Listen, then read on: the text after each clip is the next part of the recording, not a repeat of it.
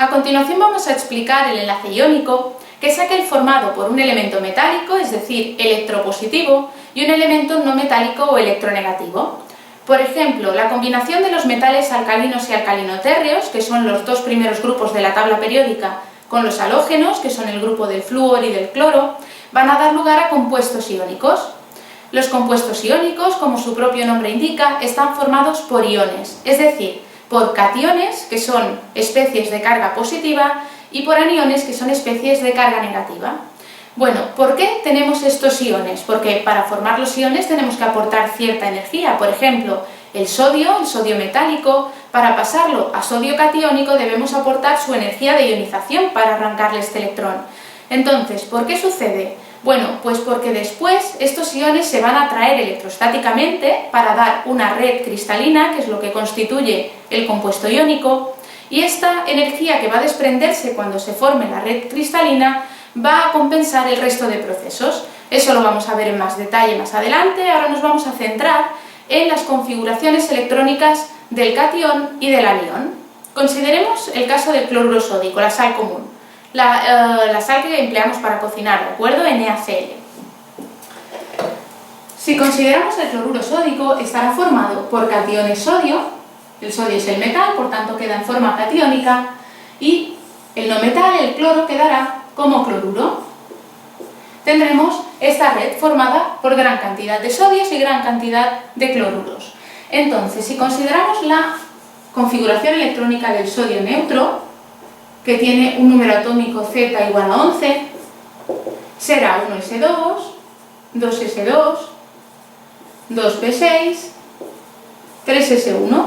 Tiene un único electrón en la capa de valencia, la capa 3, como corresponde a un metal alcalino. Entonces, si el sodio pierde este electrón, le aportamos la energía de ionización para ionizarlo y que quede como Na+,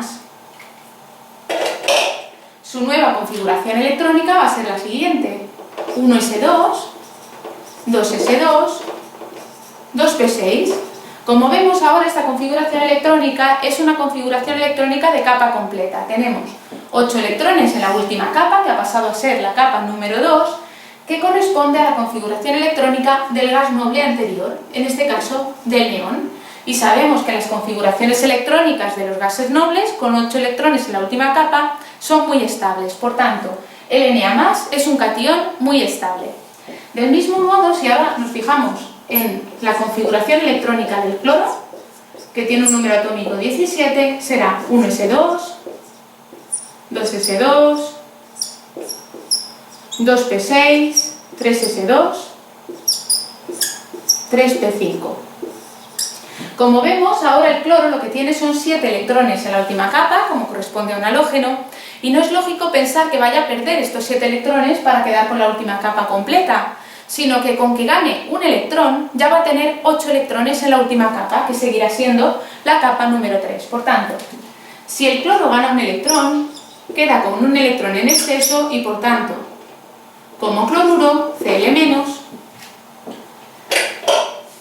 y tendrá una configuración electrónica 1s2, 2s2, 2p6, 3s2, 3p6.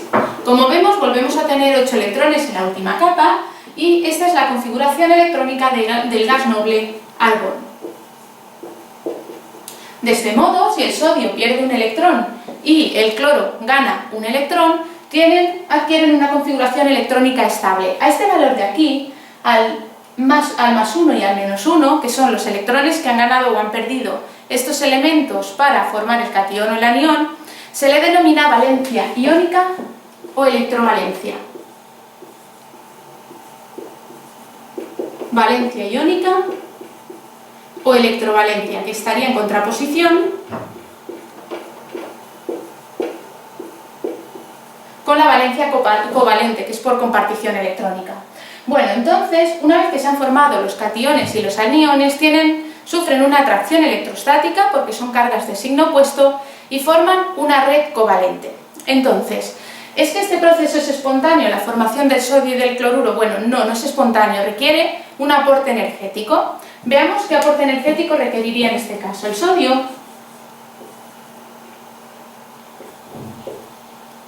El sodio gaseoso,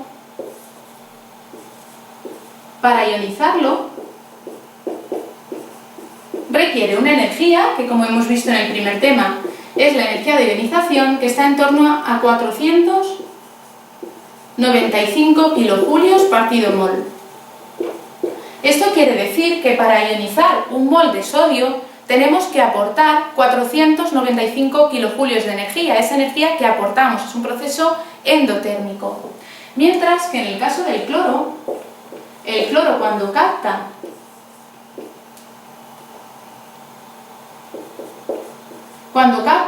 los electrones para pasar a cloruro, sí que desprende energía, desprende una energía que recordemos que se denomina afinidad electrónica, y esta energía desprendida es de menos 349 kilojulios partido mol. Como vemos, la energía que se desprende en la formación de un mol de cloruros es insuficiente para poder ionizar los sodios. Entonces, ¿por qué se da el compuesto cloruro sódico? Pues porque una vez que se han formado los cationes y los aniones y se unen por atracción electrostática para dar lugar a la red iónica, a nuestro sólido, sí que se desprende una gran cantidad de energía. Se desprende una cantidad de energía que se denomina energía reticular y se representa como U sub R, y esta energía que se desprende en la formación del cristal es mucho mayor y por tanto compensa este esfuerzo energético que tenemos que hacer inicialmente para ionizar los compuestos. Entonces, esto sería, por tanto, una red cristalina neutra, eléctricamente neutra y ordenada. Entonces, la energía reticular la podemos definir como la energía desprendida cuando se forma un mol de compuesto iónico a partir de los iones en estado gaseoso. Como vemos aquí los hemos puesto en estado gaseoso. Cuanto mayor sea el valor de la energía reticular para un compuesto iónico, más estable será dicho compuesto y por tanto será más difícil de fundir, más difícil de rayar, más difícil de vaporizar. Entonces nos debemos quedar con este concepto que es muy importante. La energía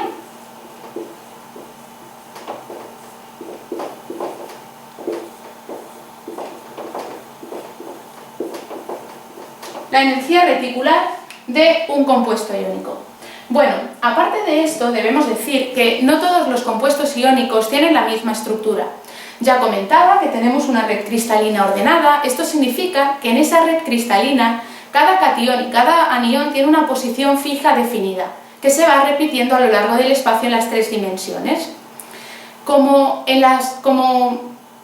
una carga eléctrica ejerce a su alrededor un campo eléctrico que es simétrico en todas direcciones, lo que va a hacer es que cada uno de los cationes y de los aniones que forman la red se va a rodear de un número fijo de iones del signo contrario. Por ejemplo, en el caso del cloruro sódico que estamos considerando, borraremos esto.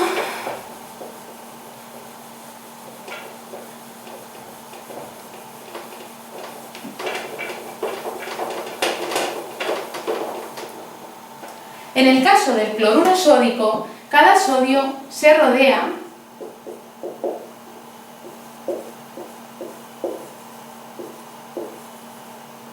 de 6 cloruros y cada cloruro se rodea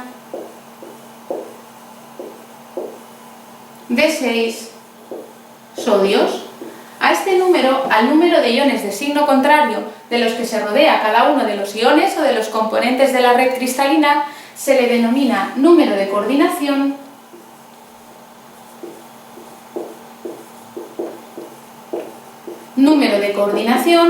o índice de coordinación.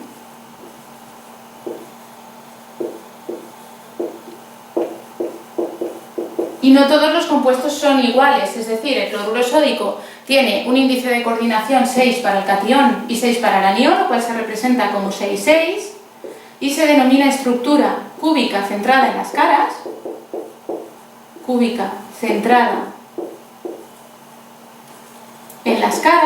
Pero no todos los compuestos iónicos tendrán índices de coordinación 6,6 ni serán estructuras cúbicas centradas en las caras.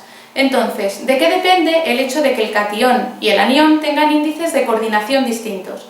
Pues depende esencialmente de dos factores. Un primer factor es el tamaño de los iones,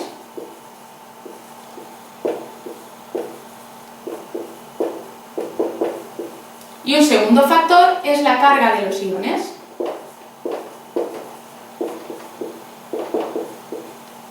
Por ejemplo, en el caso del cloruro sódico, ¿por qué el sodio no se puede rodear de más de 6 cloruros? Pues porque el sodio tiene un radio de 0,95 angstroms y el cloruro tiene un radio de 1,81 angstroms, como vemos es prácticamente el doble. Entonces, ¿qué sucede? Que el sodio es pequeñito y a su alrededor solo caben 6 cloruros y por el motivo del tamaño del ion va a hacer que el índice de coordinación del sodio sea 6 y no pueda ser mayor.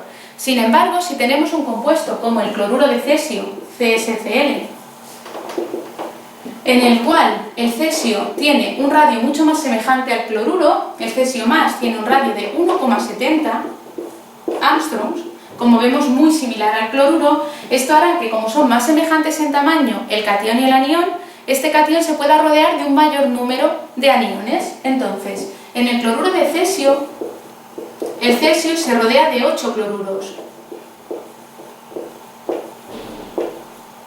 mientras que el cloruro se rodea de 8 cesios. Como vemos, tenemos una coordinación 8-8, la misma para ambos, y esta estructura ya no es cúbica centrada en las caras, sino que se denomina cúbica centrada en el cuerpo. Cúbica centrada en el cuerpo. Vemos así, por tanto, que el tamaño de los iones afecta en efecto al índice de coordinación. Pero también hemos dicho que afecta a la carga de los iones. ¿Por qué? Bueno, consideremos un compuesto iónico en el que los iones no tienen la misma carga. Aquí hemos visto el cloruro sódico, donde los dos tienen una carga de 1 en valor absoluto. Pero si tenemos en cuenta, por ejemplo, la fluorita es el fluoruro de calcio, CaF2. El calcio, como es un alcalino térreo que puede perder 2 electrones, tiene valencia o electrovalencia más 2. Tiene 2 cargas positivas, mientras que el flúor es F-1. Esto implica, tal como muestra la estequiometría, que por cada calcio tenemos 2 fluoruros y entonces el índice de coordinación no puede ser igual. Esta estructura, la de tipo fluorita, tiene un índice de coordinación de 8, 4.